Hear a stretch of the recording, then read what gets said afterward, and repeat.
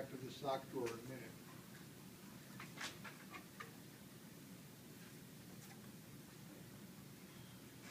There's the probability that two events will occur in sequence, in other words, A and then B together,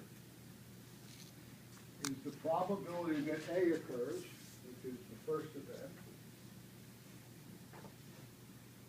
times the probability that B occurs given A.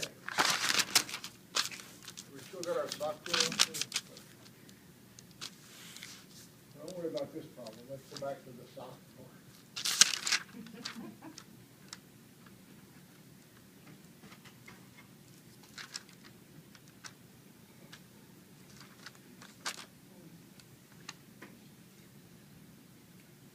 And I know the sock drawer is not on the worksheet, but I'm sure you're going to do better sock drawer than I did anyway, so when you draw it right on your notes. So let's look at the sock drawer example, go back to it. And ultimately, I want A and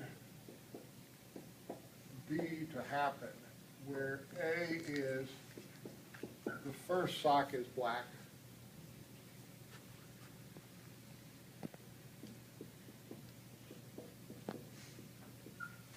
And second sock is black. That's what I want to happen, right? Because I look really bad in red socks, okay?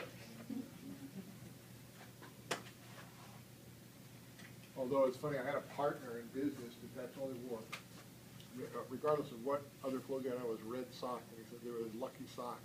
He looked pretty ghastly sometimes, but nonetheless, he thought he was lucky. They're the same hurt socks. What's that? They're the same hurt socks. I hope not, Joe. I actually don't know the answer to that question, and nor do I really want to know the answer to that question, okay? So what does the multiplication rule says? Well, it says the probability that A and B happen in sequence is the probability that A happens, which is the first possible event. And I multiply that times the conditional probability, the one we talked about, conditional probability, that B happens, given that the first event A happens. So let's translate that into our sock drawer example. Probability that the A, and we're going to just use A as the first one, and B as the second one. And so the probability that the first sock is black, and I multiply that times the probability that the second sock is black, given, and of course that's the word that I use for that vertical line for conditional probability. The second thing, given that the first is black.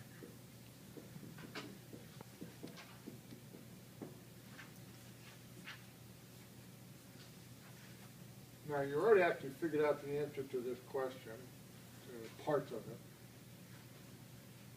But the probability that I get two black socks is what? What's the probability that the first sock is black? 4 out of 7, right? When I first pull the drawer open, there's 4 socks that are black and 7 in there, so this is 4/7 times, well, we actually talked about, if I pull the first one out, given that the first is black, I pull it out, I only have 3 black socks left out of the 6 that are in the drawer, right? So, that's 3/6, and that equals what?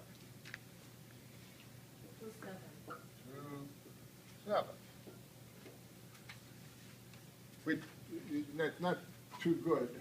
I only have a 28% chance of coming up with 2 black socks in the morning if I don't look in the drawer, right? Because 4/7 is around 20, I think 28%, right? 28%. So you got 28% chance of getting 2 matching socks if you don't look in the drawer. If there's 2 colors, and that happens to be the ratio of the socks.